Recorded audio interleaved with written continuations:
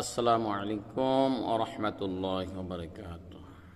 সম্মানিত ইসলাম প্রিয় তাওহীদি ভাই ও বোনেরা, আপনাদের খিদমতে কোরআনুল কারীম থেকে সূরাতুল আল ইমরান থেকে একটি আয়াত আপনাদের খিদমতে তেলাওয়াত করব।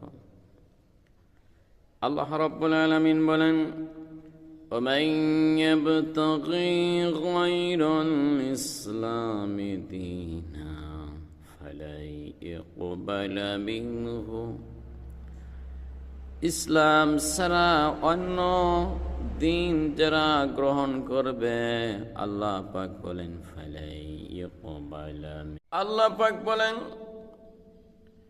ক্বালু লাম নাকু মিনাল মুসাল্লিন। আমরা ভালো মুসল্লি ছিলাম না, আমরা ভালো নামাজি ছিলাম না। আল্লাহ রাব্বুল আলামিন আরো বলেন, ইন্নাস সালাতা তানহা আনিল ফাহশাই ওয়াল মুনকার। নিশ্চয় নামাজ অন্যায় কাজ, খারাপ কাজ, যাবতীয় পাপাচার থেকে বিরত রাখে। আমার ভাইরা, অনেকেই নামাজ পড়ে, কোরআন দিয়ে নামাজ পড়ে, হাদিস দিয়ে নামাজ পড়ে। অনেক বোনেরা 5 ওয়াক্ত সালাত আদায় করে, কোরআন তেলাওয়াত করে, তাসবিহ তাহলিল টেপে।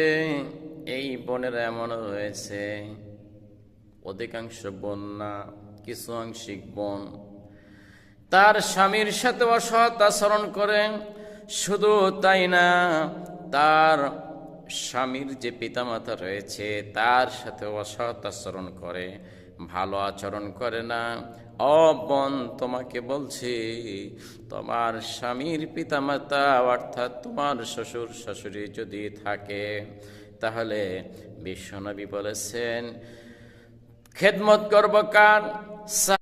আমার একটি স্বপ্ন পূরণ করো ওগো দয়াময়। তোমার কথা বলতে গিয়ে মরণ যেন হয় আমার, তোমার পথে চলতে গিয়ে মরণ যেন হয়।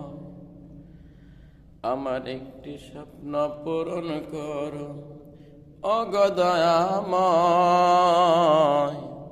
তোমার কথা বলতে গিয়ে মরণ যেন হয় আমার, তোমার পথে চলতে গিয়ে